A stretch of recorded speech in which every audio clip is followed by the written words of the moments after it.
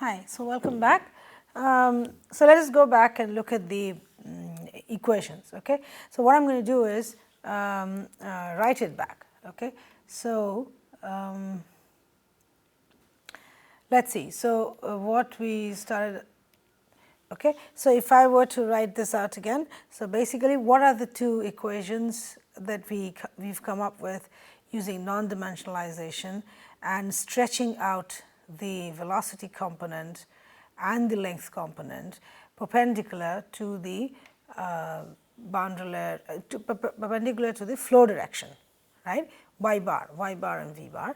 So what we finally come up with is this, that the equations are u star del u star del x star v bar is equal to minus dx star, okay, plus delta u star del y bar square.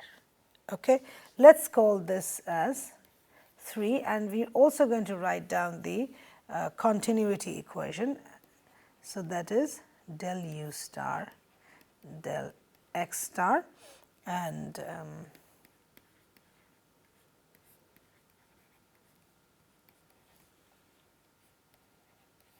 this is this, right?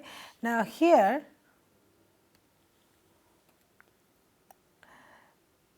minus dp star dx. This is important because you see, if in these equations this term is basically something that you don't need to calculate, you know this, okay, because that is equal to u infinity star del u infinity del x. Okay, so we'll do that, and then we get this, right? So again, and the boundary conditions is something that, you know, because we're using steady case, we'll write that out again. So this is my set of equations. Let me also write out the boundary conditions, right, which is the same as before, except that, you know, we will just change that a little bit. So y bar is 0, right? At y bar 0, we got this to be 0. Basically, the velocity is 0, and when y is far away, then u star is u infinity, right? This is for the steady case. This is for the steady case because what we wrote here was also the t star. So I took that off here because we said steady case. So this is what we've, you know, come up with. Okay, so this is what we've come up with basically.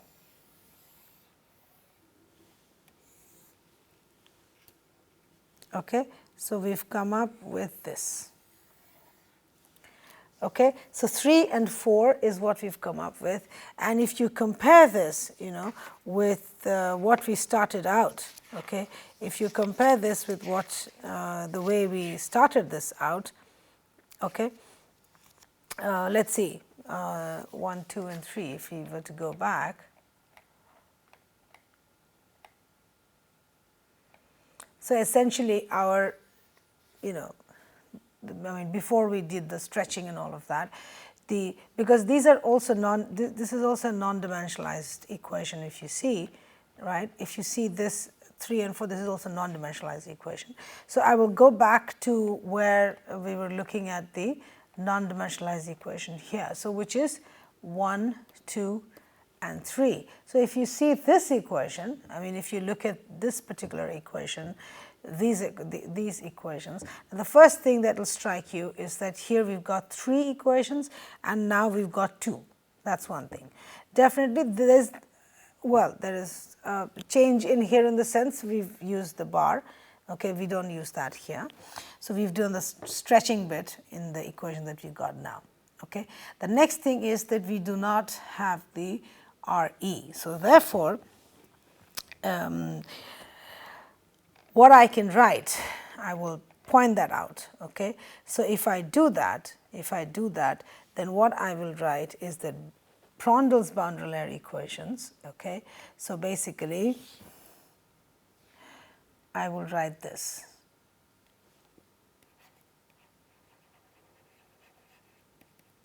Prandtl's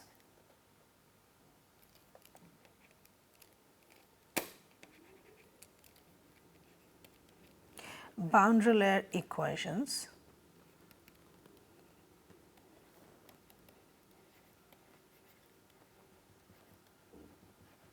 are independent of RE. Prandtl's boundary layer equations are independent of RE, right? And the solutions. Okay, so that is very important, and we see that we don't have anything, here. So therefore, basically, we need to solve, just once for the equations. Okay, so that is one. Okay, and then well, there is one more thing which is numerically important, is that the equation that you just saw, basically 1, 2, and 3. Now, these equations numerically are elliptic. Okay, and 3 and 4, right? Now, these equations are parabolic. Okay. Now, what do these mean? Well, I think you'll have to educate yourself a little bit. If you look at a standard book, you should be able to figure out what that means, because that's actually a little bit beyond the scope of this class. So I won't be able to, elaborate on that here. But so essentially, what I'm saying is that the numerical nature of the equations is different. Okay, the numerical nature of equations, the non-dimensionalized equations here, this 1, 2, and 3, these 3 equations, numerical nature is elliptic, right? Whereas this equation, the ones that we did now, see 3 and 4, we have 2 equations here, the numerical nature is parabolic. Okay, so that is basically, the stuff. Now, also we said that the equations are, the boundary layer equations, so 3 and 4 are the steady state boundary layer, 2D boundary layer equations, okay, Prandtl's boundary layer equations. Now, that is independent of RE, as we have written, except that when we sort of, revert it back to the original function, then of course, the velocity, the velocities are a function of, x and y, okay, only when we revert it back. Okay. So, as you can see, therefore, once we come up with that, so basically we need just one calculation of the unknowns. You just need one calculation of the unknowns for this, for the boundary layer. Okay. So therefore, we started out with the Navier-Stokes equations, okay, and we've come up with these 2 equations. Now, it is very important to understand that these equations are basically, you need to make sure that you work in the domain, and these are basically valid for the boundary layer. Okay, these are equations which will give you specifics about the boundary layer. Okay. Now, again, let's see how, what kind of information I can get by solving these equations. So we will solve for, basically now here what we will do is solve for u star and v bar. If you see, that's what you should get here, right? Now, again, a very important parameter for us, like we said earlier also, is skin friction coefficient, right? So, okay, so let us look at that. So, let us look at skin friction coefficient. Now, skin friction coefficient, I'm going to call that as CF, right? So, what is the CF? This is basically the force, the force, the shear force, I can write that as shear force, right.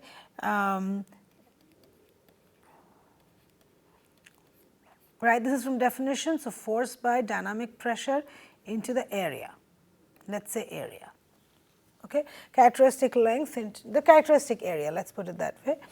So, then in that case I can also write this, okay, by Fs by area into 1 by half rho V infinity square.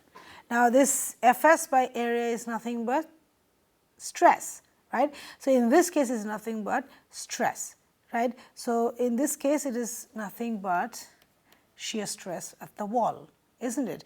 Shear stress at the wall, and in this also of course depends on x, okay. So, therefore, this by half rho V infinity square, right. So, again from definition we know, right, from definition we know that so, if I were to go back, let me see, if I were to go back to a diagram that we had made about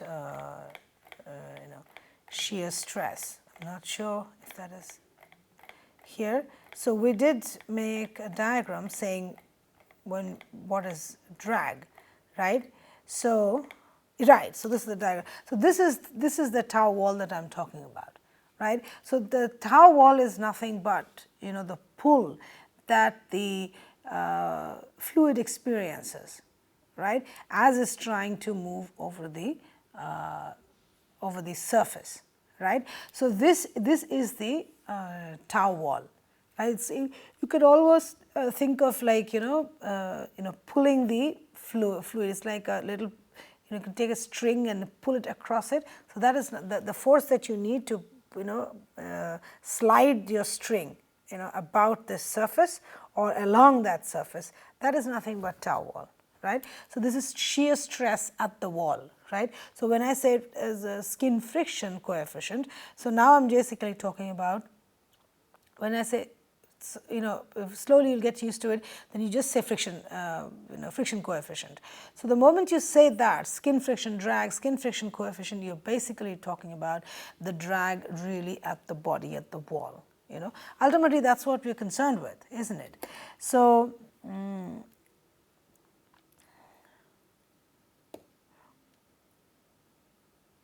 okay.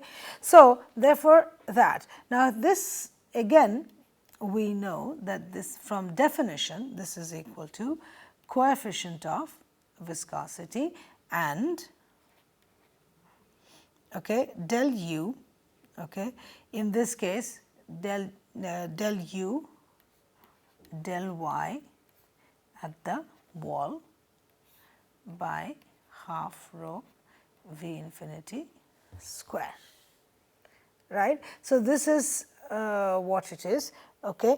Now, what we will do here is, again we need the non-dimensionalized form of that, because what I am looking for is what the parameters that I will when I solve 3 and 4, how I can use that solution. So, let me just write this again in the non-dimensionalized form that we have been doing so far. So, u star and y bar. Okay. So, if I have to do that, so then how do I do that? So, let us see. So, this is 2 by rho V infinity, okay, and that gives mu del. So, u by V infinity, you get that. So, then that becomes u star, okay, by y. I still need the stuff at the wall, okay. I still need this at the wall, and okay. So, that, and then if I were to do this, okay. So, rho V infinity, okay, mu, okay, del u star, okay, and del y by L into RE. Okay, so that I multiply this by L and RE. Okay, so if I do that, then what I get is 2 nu rho V infinity del U star del Y bar, okay, RE by L. Right. Now, if you look at this, okay, if I were to look at, let me write this down. So, 2 mu by rho V infinity L del U star del Y bar into RE, right. Now, that is essentially equal to, so if you see this term then, so if you see this term, so rho V d by mu, right. So, this is nothing by 1 by RE. So, then what I have here again is 2 1 by RE del U star del U bar under root RE, right. And okay, for somewhere we kind of missed this. This is basically at the wall,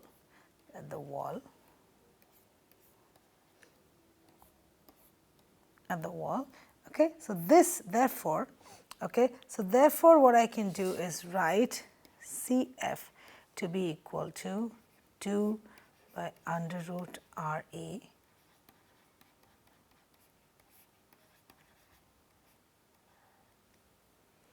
okay, at the wall. So, now you see that in order to calculate, right. So, this is okay, fine, and of course, this here I might as well write this, that CF actually depends on x star, right. So, if I do that,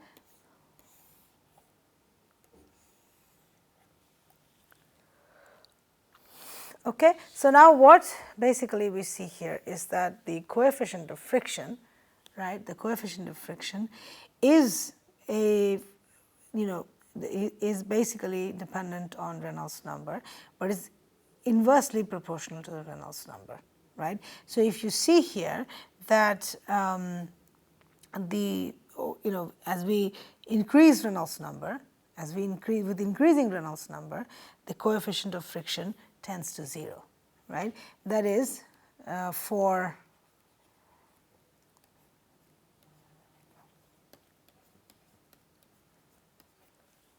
zero, right. So, so now the reason I did this here now is that once we solve the equations, right, once we solve the equations here, what we need, what we need here is essentially del U star del Y star. So, this is a term that we will need. Okay. So, when we solve for 3 and 4, this is the kind of thing that we will need, and for calculation of the coefficient of friction. And again, this is something which is valid at a particular section. Okay. So, well, I mean, that kind of closes the whole discussion on how we go from the Navier-Stokes equation, right, to the parabolic equations that we developed from there, okay, which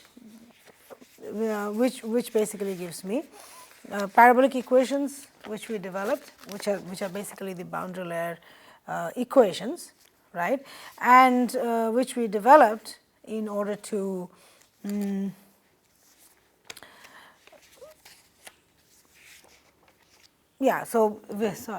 which we developed in order to study the boundary layers. And what we get out of there is basically our skin friction, which we have talked about, right. So, there were a couple of things to say here, I mean, before I kind of close this. Okay. Now, what I am going to do is not sort of start anything new. we'll start doing this from the next class maybe. Okay, so we've done a couple of problems or solutions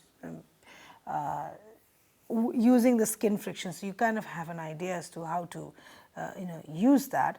But the reason, one of the reasons I did this derivation is to drive home the point that basically you need a combination of knowledge of the physics as well as the numerical behavior of your equations to come up with something like this, right? That's what we did. Now, there is a small thing that I will do, before we kind of, because this is something that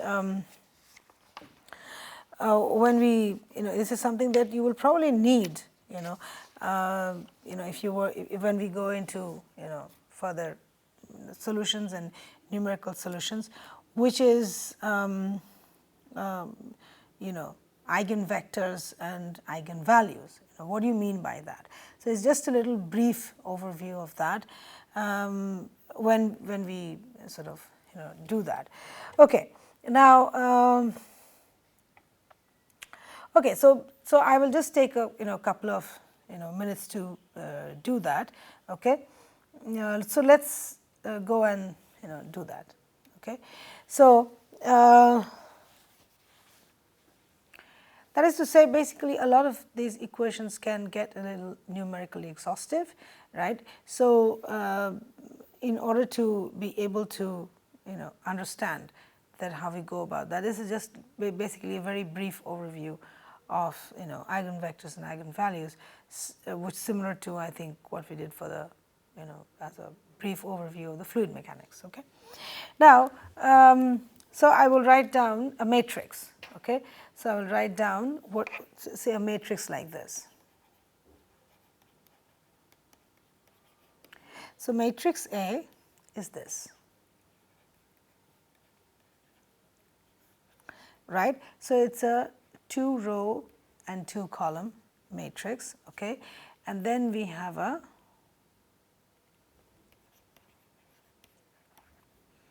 vector, okay, which is this. So it is a 2-row by 1 column. Okay, now then, okay, AV, okay, so AV is equal to what? So if you do the, if you do this yourself, what, you know how to do that, right? So A into V. So what I will do is take this, multiply the first row with the 1 column that we have here. So that is 4 3s are 12 minus, so basically 3 into 4 minus 1 into 4. Okay, like plus 1 into 4, right? So that, and then this one is 1 into 4 plus minus 3 into 4, right? In other words, this is essentially equal to 8 and 8. Okay, so this is equal to, if you were to write this in terms of the vector, okay, nothing but, so I could write this as nothing but 4 and 4, right? But this 4 and 4 is nothing but the vector v. So this is equal to 2 into v. Okay, 2v. So therefore, AV is essentially equal to 2v. So in this case, okay, this 2 is basically the eigenvalue. Okay, so eigenvalue is essentially 2. Okay. Now, so now what you can do is you can check this yourself. You can check, is the vector, okay,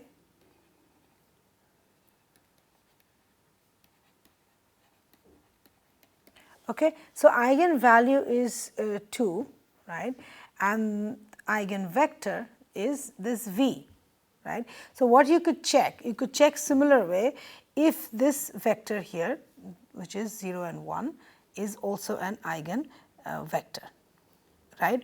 Now, let us look at one more thing, a vector with, well, basically we will have 3 elements. Okay.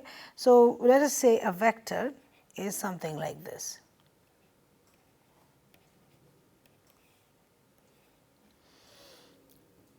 Okay.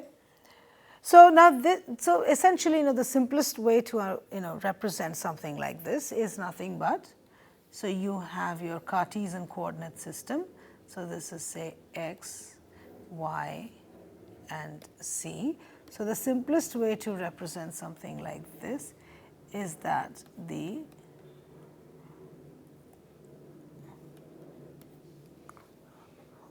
as simplest, it's a pointed basically vector. So, you can say this,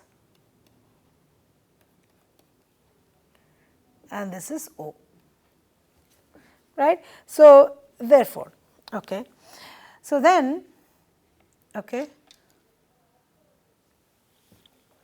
say we will take an A, okay, which is 0, 1, 5, okay, 2, 3, 0, 6, 2, 4. That is an A. Okay. And using the vector that we took, the vector that we just said 1, 3, 4, right, this vector that we have taken, right. Now, do it yourself and see what you get for AV, right, do it yourself, right. What I get here, so I am going to miss a lot of steps here, is this.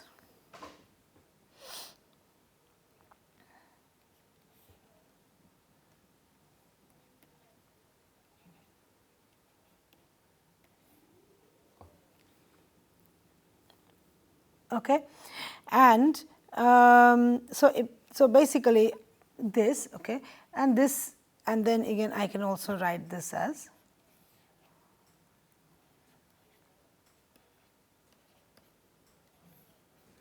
this. Okay.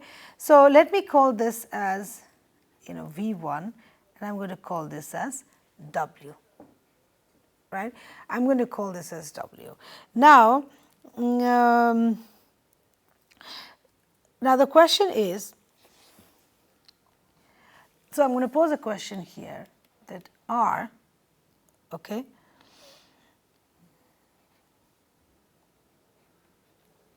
V1 and W, well, are in the sense, so V1 and W of course are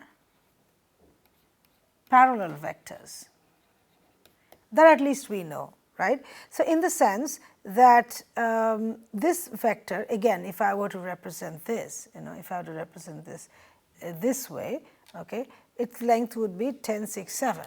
Right. And if I were to represent this, it's just another vector, is that it's just, so you can anyway see that it's 3 times of this vector.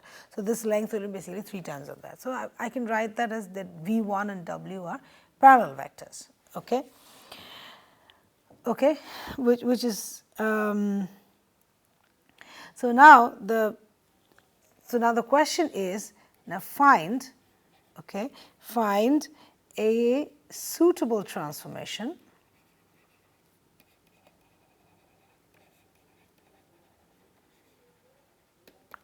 okay, transformation matrix basically, okay, so that A of V1 okay, is equal to W. Okay. So, I need to find out a transformation a matrix which I can find out. Okay. Okay. So, basically what I am trying to say here is that this vector which is 1, 3 and 4, okay, and the W here. Okay. So, 1, 3 and 4. Now, this is not these are not parallel to each other. These are not parallel to each other, are not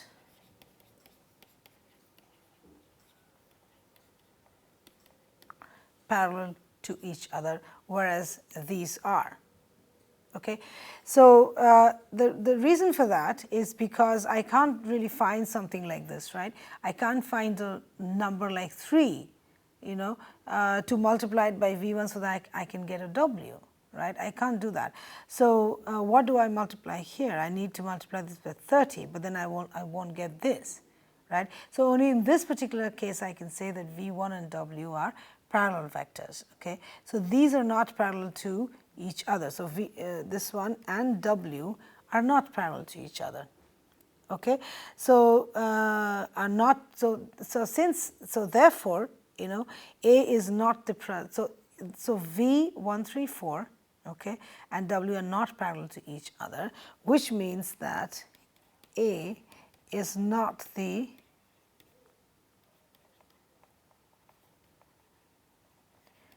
transformation matrix of V. Okay. So, well, I think we will stop there and pick this up again from the next module, okay, and study some more of boundary layer properties. Okay. Thank you.